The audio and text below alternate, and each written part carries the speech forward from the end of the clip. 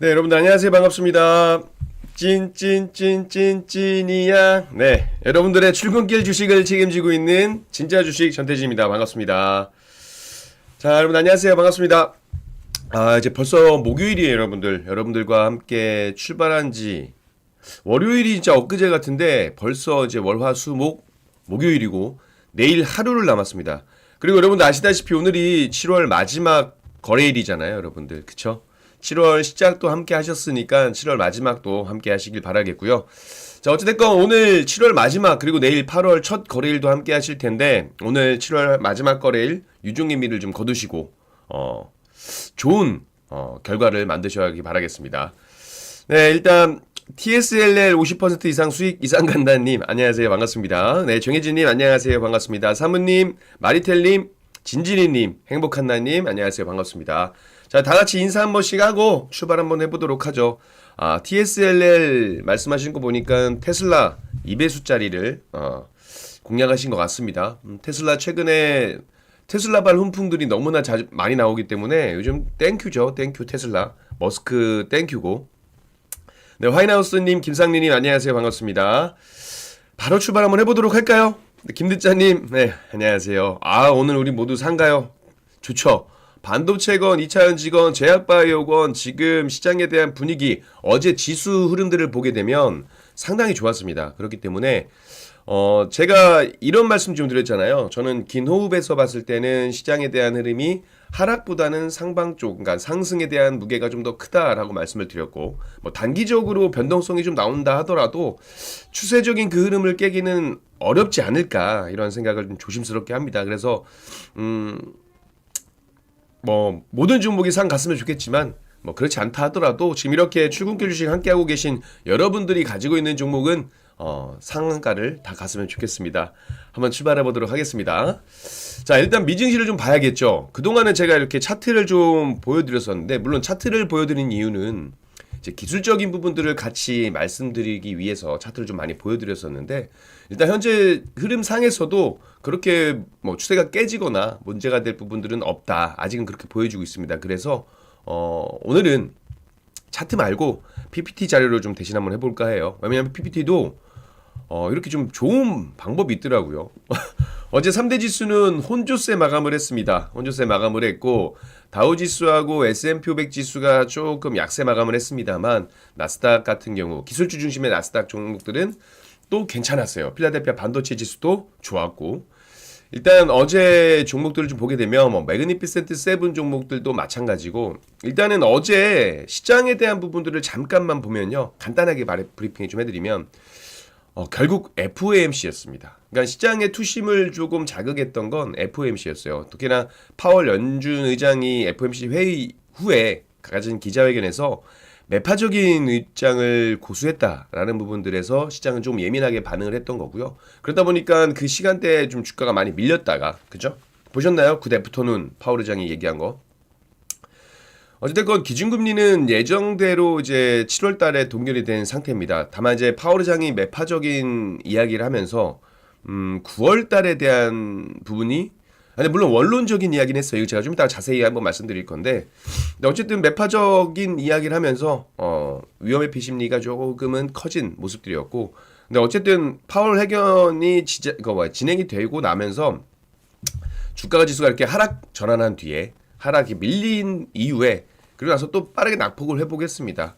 아무래도 장 마감 또 직전에 마이크로소프트하고 메타 실적에 대한 기대감들이 또 나왔다라고 보시면 좋을 것 같고 아무래도 떨어진 만큼 또 저가 매수에 대한 기대감도 올라왔다 이렇게 보시면 좋을 것 같습니다. 어쨌든 연준이 이제 금리 인하로 국채이자 부담을 줄이는데 동조해야 한다라는 어떤 그 트럼프 주장에 대해서 이게 좀 굉장했어요. 물론 우리 오엘리디님께서 말씀하셨지만 파월 의장의 고집도 대단하고요. 트럼프도 대단한 겁니다. 어쨌든 연준의 그 독립성에 대한 부분들이 있는데 신뢰도에 대한 부분들 어찌됐건 트럼프의 그 주장에 대해서 파월 의장은 정책 결정의 고려 대상이 아니다라고 얘기했습니다. 재정적인 것들은 연준 정책에 반영되지 않기 때문에 연준의 신뢰성에 뭐 좋지 않은 만큼 고려하지 않겠다라고 이야기를 좀 했습니다. 선을 그었죠. 파월의 이 같은 발언에 어쨌든 9월 금리 인하 기대감이 식으면서 투심이 좀 위축됐다 보시면 좋을 것 같아요. 개인적으로 7월은 동결 그리고 9월 달에 하지 않을까 이렇게 좀 생각을 했었는데 일단 이 부분도 뭐 지표들을 좀 더 봐야 될 것 같아요. 원론적인 이야기는 했습니다. 그쵸? 삐쳐서 나갔다. 네. 일단은 이제 제가 이렇게 말씀드릴게요. 이번 주 체크 포인트에 대한 이야기를 좀 하면 제가 오늘 계속 그랬잖아요. 파월 의장 발언 주목해야 되고 FOMC 통화 정책 중요하게 봐야 되고 그쵸? 그리고 이제 어쨌든 파월 의장 발언 FOMC까지는 이제 나왔어요. 결과물이 나왔고 이제 개인 소비 지출 그리고 7월 비농업 부문 고용 지표가 나올 겁니다. 그죠? 그리고 신규 수당 실업 청구 건수 이것도 이제 고용 지표니까 이 부분까지 같이 나올 건데 이제 이 지표들을 좀 봐야 될 것 같아요. 물가 지표와 고용 지표. 왜? 연준이 이걸 보고 스탠스를 결정하니까. 자, 어쨌든 이걸 봐야 되고 8월 1일 날 뭐 관세에 대한 부분도 이따가 한번 말씀드려보도록 하겠습니다. 자, 일단 보시면 FOMC가 금리 동결을 했어요. 지난 작년 7월에 5.5%부터 시작을 해가지고 쭉쭉쭉 하다가 12월부터 해가지고 1, 2, 3, 4, 5회 연속 금리를 동결했습니다.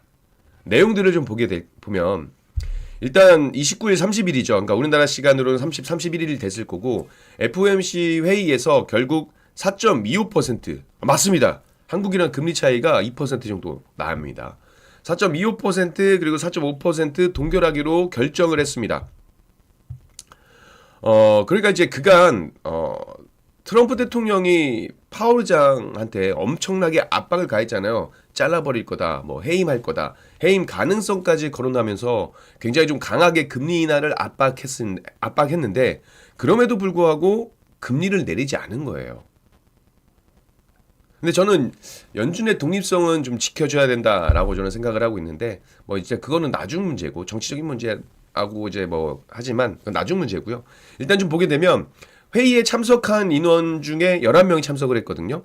11명의 연준 이사 가운데 지금 9대2, 그러니까 동결이 9, 동결 반대, 그러니까 금리 인하를 해야 된다가 2명으로 금리 결정을 일단 결정했습니다. 보통 이제 12명으로 구성이 되는데 이날 회의에 이제 쿠글러 연준 이사가 개인적인 그 이유를 들어서 참석을 하지 않았고요. 그리고 보시면 이번 결정이 이제 2명의 반대표가 나왔어요. 만장일치가 안 나고요. 보통은 이제 만장일치 한 명 이상 한 명 정도는 반대를 하더라도 보통 이제 만장일치의 성격으로 금리 결정을 했었는데 2명이나 반대표가 나왔다. 이런 것들은 이제 연준 내부에서도 어느 정도 이제 분열이 일어나는 거 아니냐 이런 부분들을 보여지고 있고요. 근데 보시면 그 반대, 그러니까 금리 인하를 이야기했던 2명의 인물이 누구냐면 미셸 보우먼하고 크리스토퍼 윌러 이사입니다. 인사에 2명. 근데 이 두 사람이 트럼프 대통령이 임명한 이사예요. 그러다 보니까 반대했던 것에서 어느 정도 이해를 좀 하게 되더라고요. 그러니까 이 두 사람이 이야기했던 의견은 현재 뭐 미국이 인플레이션이 통제가 되고 있고 고금리가 유지되고 있기 때문에 이것들이 고용 지표, 그러니까 고용 시장을 약화시킬 수 있는 요인이 될 것이다. 그러면서 금리 인하를 지지했고 아까 말씀드린 것처럼 한 명 이상이 다수 금리 결정에 반대표를 던진 건 이제 93년 말 이후에 31년 만에 처음이라고 해요. 뭐 이것까지 의미를 부여하고 싶지 않습니다만 굳이 여기에까지 의미를 부여하고 싶지 않아요. 31년 만에 2명 이거는 중요하지 않고 다만 이제 친 트럼프 인사가 반대를 했다라는 정도라고 보시면 좋을 것 같고 뭐 언론에서는 굉장히 대단하게 이야기하지만 뭐 그렇게까지 전 중요하게 생각하지 않습니다. 그리고 어쨌든 파월이 그리고 나서 이제 기자회견을 가졌는데 원론적인 발언을 했어요. 원론적인 발언을 했습니다. 모카레님, 제가 개인적인 그 종목에 대한 이야기는 말씀을 드릴 수가 없어서 그분 양해 부탁드리고요. 그리고 9월 금리 인하 했으면 좋겠죠. 그쵸? 금리 인하를 해 어쨌든 증시 분위기에는 호전적이고 긍정적인 부분들이 나올 테니까 저 역시도 좀 금리 인하가 이루어지길 바라고 있습니다. 자, 일단은 파월 의장의 발언 또 보죠. 잠깐. 파월 의장의 모두 발언 내용에서 9월 이제 금리 인하 결정된 바 없다라고 했습니다. 이거 말고 하나만 더 말씀드리면 아까 그 2명 인사 있잖아요. 여기 보우먼 이사 같은 경우가 어떤 사람이냐면 최근 몇 년 동안 긴축 정책을 주도하면서 지난 9월에도 금리 인하에 반대했던 인물입니다. 근데 어찌됐건 이번에 트럼프 정부가 들어서면서 의견이 좀 바뀌었다. 근데 그게 뭐 정치적인 부분이 아니고 정말 지표에 따른 그런 흐름이었으면 좋겠다라는 생각하고 있습니다. 네, 열무님 안녕하세요. 반갑습니다. 좋은 날 돼야죠. 우리 열무님도 오늘 좋은 하루 되시기 바라겠습니다. 자, 연준에 대한 이야기 좀 더 드리면 이제 9월 금리 결정에 대해서는 이제 뭐 결정된 바 없다. 뭐 관세가 물가를 자극할까? 그러니까 관세에 대한 부분들이 그러니까 관세가 인플레이션을 자극할까를 보는 거고 그러다 보니까 지금 경제 성장에 대한 둔화 이런 것들도 고민을 하고 있는데 근데 파월 의장 입장에서 지금 무리하게 어떠한 스탠스를 보이는 것보다요. 항상 해왔습니다. 지표들을 보면서 결정을 하겠다라는 이야기를 한 거예요. 다만 이 성명에서 연준이 어떤 이야기를 했냐면 상반기 경제활동 성장세가 둔화됐다라고 했습니다.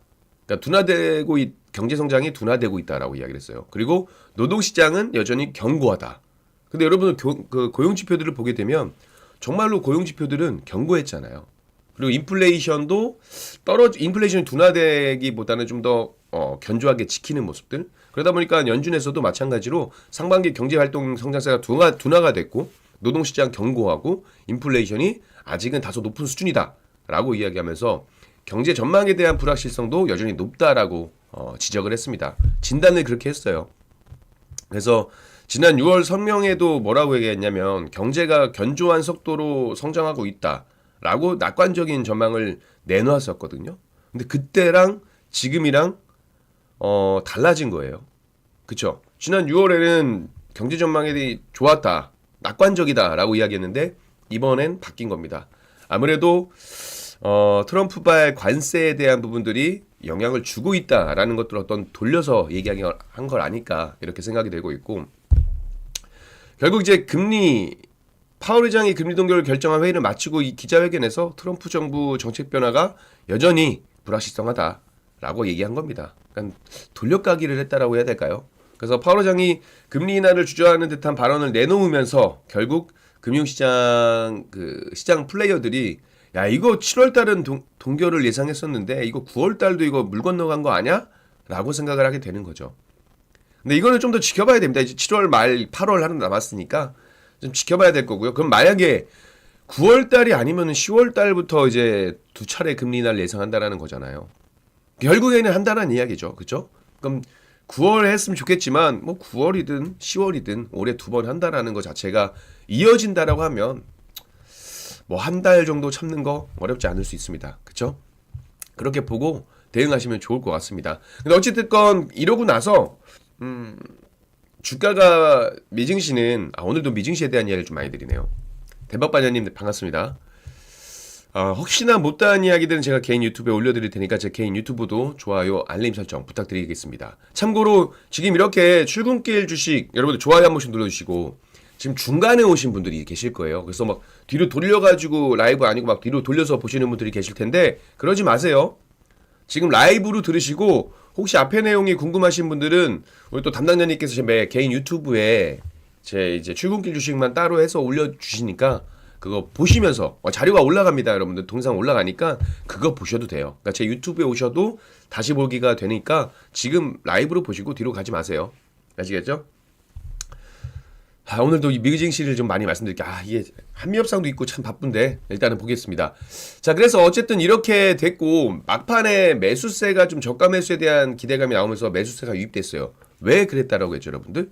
메타와 마이크로소프트의 실적 발표, 실적에 대한 기대감이 있었다라고 이야기했습니다. 매그니피센트 7 종목 중에서 여러분들 보시다시피 메타, 마이크로소프트가 실적 발표를 했어요. 메타는 이제 정규장에서는 약세 마감을 약보합 마감을 했는데 시간 외에서 10% 넘는 급등을 보여줬습니다. 물론 이제 제가 캡처를 하고 나서 어떻게 변화가 됐는지 모르겠습니다만 일단은 10%. 왜 이렇게 올랐을까요? 일단 당연히 어닝 서프라이즈가 나왔습니다. 매그니피센트, 마이크로소프트, 메타가 어닝 서프라이즈 깜짝 실적을 발표하면서 시간 외 거래에서 주가가 모두 급등하는 모습들을 보여주고 있어요. 일단 메타 뭐예요, 여러분들? 페이스북 모회사죠. 페이스북 회사. 그러니까 지금 시간의 거래에서 제가 아까 봤을 때 10%좀 넘게 폭등하면서 765달러 정도 기록을 했고 정규장에서는 약세 마감을 했습니다. 그렇죠? 그러니까 장 마감 후 실적 발표에서 시장의 예상을 상회하는 어닝 서프라이즈가 나오면서 지금 이렇게 시간에 급등을 하는 거고, 메타 같은 경우는 이제 지난 분기 매출이 475억 달러라고 발표했습니다. 시장 예상치는요 448억 달러였어요. 예상치 전망치는. 그리고 주당 순이익도 7.14달러로 발표를 했습니다. 근데 시장의 예상치 전망치는 5.92달러였어요. 시장 전망치보다 월등히 좀 크게 상회하는 그런 흐름들을 보여줬고, 특히나 메타 같은 경우는 광고 수익이 465억 달러를 기록했습니다. 예상치였던 440억 달러를 역시나 크게 상회를 했어요. 그리고 메타가 광고 수익만이 아니고 이 AI, 인공지능에도 적극적으로 투자한 것들이 어떤 결과물들이 이제 가시화되고 있다라는 부분들이 밝히면서 시간의 거래에서 주가가 아마 10% 급등을 하고 있다라고 보시면 좋을 것 같습니다. 뭐 이런 메타에 대한 부분들이 주가에 대한 급등이 나오게 되면 또 관련된 종목들, 특히나 우리나라는 반도체, 뭐 AI 관련된 종목들이 반도체 쪽으로 많이 포진되어 있기 때문에 오늘 우리 시장 그렇게 흐름이 나쁘지 않지 않을까 생각이 되고 있습니다. 마이크로소프트도 마찬가지예요. 마이크로소프트는 장중 정규장에서 0.13% 강보합권 마감인데 얘도 시간에 실적 발표를 하면서 8% 가까운 상승을 보였다는 거예요. 마찬가지로 마이크로소프트도 어닝 서프라이즈를 기록했다. 일단 지난 분기 매출 764억 달러, 738억 달러 예상 전망을 했는데 그것보다도 훨씬 또 상회하는 모습들을 보여주고 있고, 주당 순이익 EPS 같은 경우도 3.65달러, 3.37달러 전망했지만 그보다 또 올라가는 모습들. 그러니까 시간에서 8% 정도 급등하는 모습들을 보여주고 있습니다. 그러니까 어쨌든 이런 종목들, 메타와 마이크로소프트, 매그니피센트 세븐 기업들의 어떤 실적이 깜짝 실적이고 시간의 거래에서 주가가 급등하면서 올라가기 때문에 지금 중요한 건 뭐다? 미선물 지수도 강세 흐름을 보여주고 있다는 겁니다. 자, 미선물 지수가 강세 흐름을 보여주고 있다는 건 일단은 한번 기대감을 가져보자. 우리 증시에도 이렇게 좀 긍정적인 마음을 가지고 출발을 할 수밖에 없을 것 같습니다. 그쵸, 맞죠? 여러분들 맞나요? 오늘 하루도 그래서 일단은 좀 긍정적으로 보자 라는 부분들입니다. 여기까지가 일단 실적 발표와 어제 미증시에 대한 흐름들을 말씀드린 거고, 중요한 건 이거죠. 우리나라 입장에서 지금 뭐 마이크로소프트, 매그니피센트 세븐 중요하죠. 중요한데 우리는 지금 뭐가 가장 중요해요, 여러분들? 우리 대한민국 뭐가 제일 중요합니까? 한미협상 중요한데, 제가 지난번에 좀 제 시간은 항상 매일매일이 이어진다라고 했어요. 월요일부터 금요일까지가 월요일날 이슈가 됐던 것들이 연속성을 가지고 계속 이어진다라고 말씀드렸습니다. 이것도 마찬가지예요. 통상협상에 대한 부분들도 제가 계속 말씀을 드리면서 이렇게 쭉쭉쭉 갑니다. 그죠? 막판 총력전이 있고 정부에서 미국의 마스가 제안을 했었고, 그리고 정부가 원샷 딜을 추진하고 있었고, 여기에 정계뿐만이 아니고 재계 총수들도 슬슬 이 관세 협상에 힘을 보태고 있다. 이렇게까지 표현을 좀 해드렸습니다. 맞죠? 지금 속보를 올려주세요. 제가 지금 이거를 말씀드리려고 했는데 타결했습니다. 지금 속보로 나왔는데, 잠시만요. 실시간으로 좀 보여드릴게요. 이게 진짜 맞다면 기사가 맞다면 일단 지금 트럼프가 한국이 3천억 달러에 대한 부분들이 있었는데 줄어들었어요. 글씨로 안 했나봐요. 그리고 한국 관세율 15% 이야기가 나왔습니다. 협상 지금 타결됐다라고 나왔어요. 그렇기 때문에 이거 오늘 중요한 날이 되겠다. 그쵸? 타결됐습니다. 일단은 그렇게 됐고, 제가 이야기를 드리려고 했어요. 무슨 얘기냐면 오늘 속보가 나왔었거든요. 아침에 제가 이렇게 새벽에 일어나서 몇 가지 준비를 했을 때 미국이 최종한 요구를 했다. 근데 트럼프가 이 이야기를 했습니다. 그 속보로 이재명 대통령도 정상회담 하나요? 모든 게 좀 빨라지는 분위기인데, 준비했던 거에 더불어서 지금 좋은 내용들이 나오니까 일단 관세 협상 시한 만료가 임박을 했죠. 그리고 경제부총리하고 재무장관, 베선트 재무장관이 협상이 예정이 되어 있었어요. 근데 이전에 이 트럼프가 소셜미디어 트루스 소셜 통해서 오늘 오후에, 그러니까 미국 소식으로 한국 무역 대표단과 만날 예정이다. 그래서 한국이 현재 25%의 관세를 적용받고 있지만 그 관세를 낮추기 위한 제안을 가지고 왔다. 그러면서 그 제안이 뭔지 듣기에 대해 흥미롭다라고 하면서 최종 협상안을 직접 보고 받겠다라고 한 겁니다. 보고 받겠다고. 미국산 LNG 수입하기로. 감사합니다. 우리 한국 경제 속보가 이렇게 빠르네요. 자, 어쨌든 이게 무슨 말이냐면 어쨌든 제가 준비했던 내용들은 베선트와 경제부총리의 협상이 있기 전에 트럼프가 다이렉트로 그 내용을 보고받기로 했다라는 거거든요. 그래서 제가 생각했던 건 이거였어요. 참 미치겠다. 트럼프가 직접 만나면 이거 할 거 아니에요, 이거. 이거 연필질 이거 할 거 아니에요. 일본 같은 경우가 이제 4천억 달러에서 5천억 달러로 올라가고 최종적으로 5,500억 달러가 됐고 그리고 유럽연합 같은 경우도 대미 투자가 5천억 달러였다가 트럼프가 이거 펜질해가지고 6천억 달러가 되고 에너지 구매에 대해서도 6천억 달러였다가 이 펜질해가지고 7천억 달러가 됐는데 7,500억 달러가 됐는데 우리나라가 지금 1,000억 달러에서 2천억 달러까지 올렸다. 라고까지는 이야기를 됐습니다. 근데 미국에서 요구했던 건 4천억 달러거든요. 4달러가 아니고 4천억 달러입니다. 그러다 보니까 야 이거 2천억과 4천억 달러의 괴리가 좀 있어서 그 중간 3천억 달러면 참 좋겠다라는 생각은 개인적으로 했습니다. 2천억 달러, 4천억 달러 사이에 3천억 달러. 근데 지금 보니까 속보에는 3,500억 달러 3,500억 달러의 협의가 됐다. 이거 실시간으로 좀 바꿔드릴게요. 물론 저도 이제 속보를 보면서 말씀드리니까 한미 관세 협상 타결 그래서 한국 뭐 실제로 하면서 이게 또 생방송의 묘미 아니겠습니까? 한국이 상호 관세 15%로 결정이 됐다라는 이야기가 나오고 있습니다.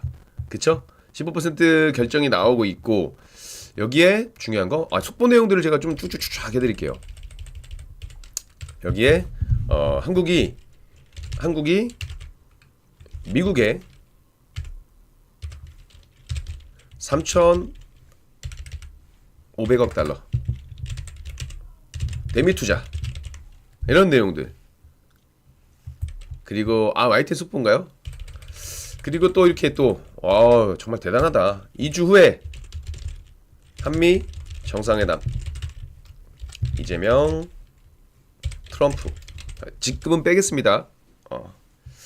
그리고 트럼프가 또 얘기했는데 미국의 자동차 트럭 농산물 시장 완전 개방 그러네. 맞죠? 지금 계속해서 우리가 보수적으로 레드라인이라고 선택했던 그 부분들 있잖아요. 농수산물 이런 부분들이 결국은 개방을 했네요. 그렇게 되면은 여러분 아시다시피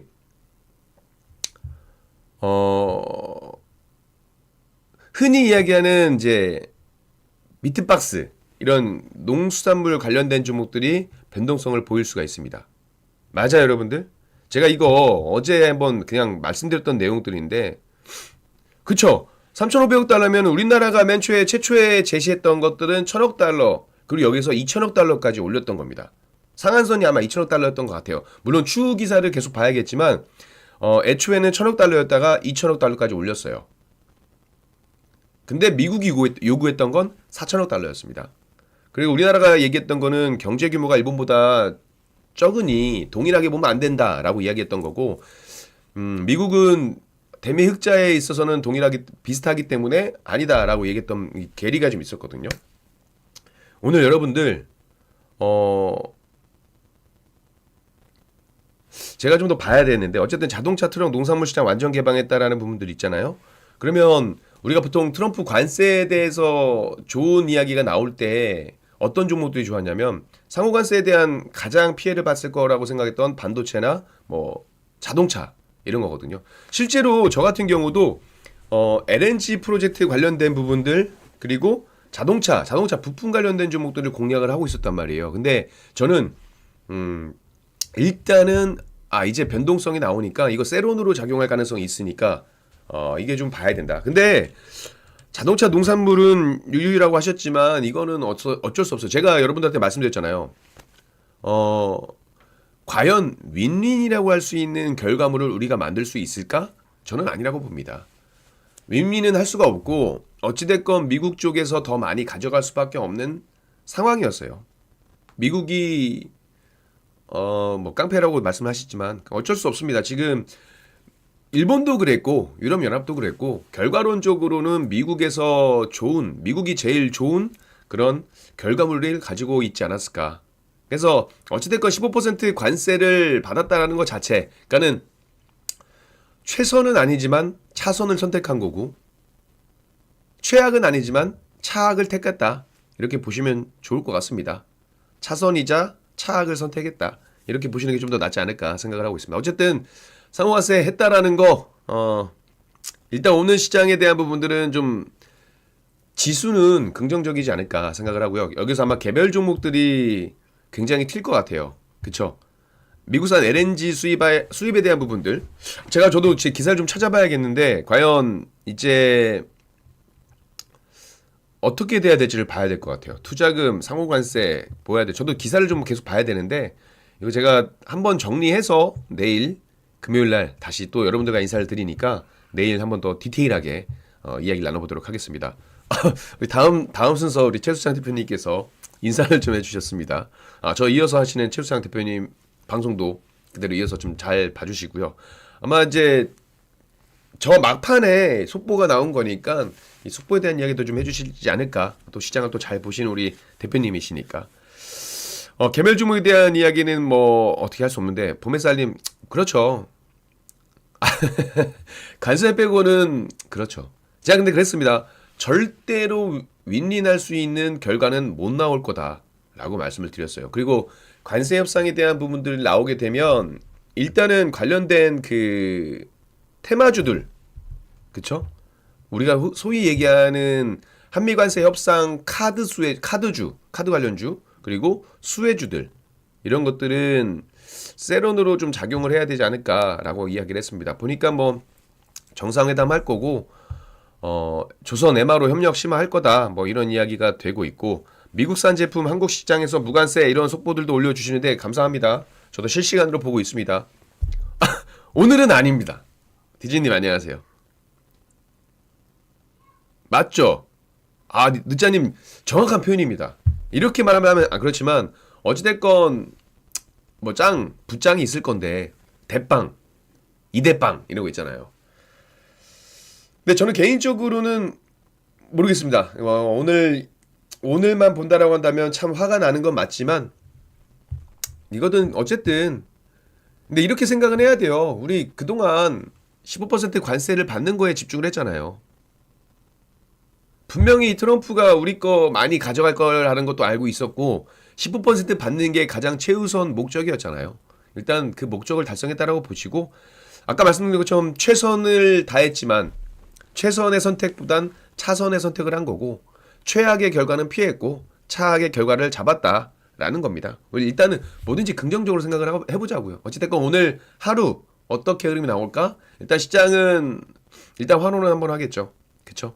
그런 부분들 좀 보시면 좋을 것 같고요. 어차피 예상했던 내용들이니까 우리는 다 필요 없습니다. 그 안에서 어떤 종목이 어떤 섹터가 수혜를 받을 건지 혹은 이것을 노리고 들어갔다면 언제 매도를 해야 될 건지 이걸 보시는 게 좋습니다. 아시겠죠? 오늘 막판에 준비했던 내용들을 못했는데 어찌됐건 속보를 빨리 전해주셔서 같이 이야기를 나눠주셔서 좋을 것 같고요. 오늘은 이따가 또 못 봅니다. 내일 볼 거예요, 여러분들. 자, 여기서 인사를 드리도록 하겠습니다. 막판에 그래도 상호관세 긍정적인 부분이 나와서 너무 기분이 좋았고 일단 이 부분 제 방송 이어지는 또 우리 최수창 대표님과 함께 나눠보시면 좋을 것 같습니다. 자, 여러분들 오늘 방송 감사드리고요. 그리고 성투하시고 행복한 하루 되시기 바라겠습니다. 여기서 인사드리겠습니다. 여러분들의 진짜 주식 전태진이었습니다. 감사합니다.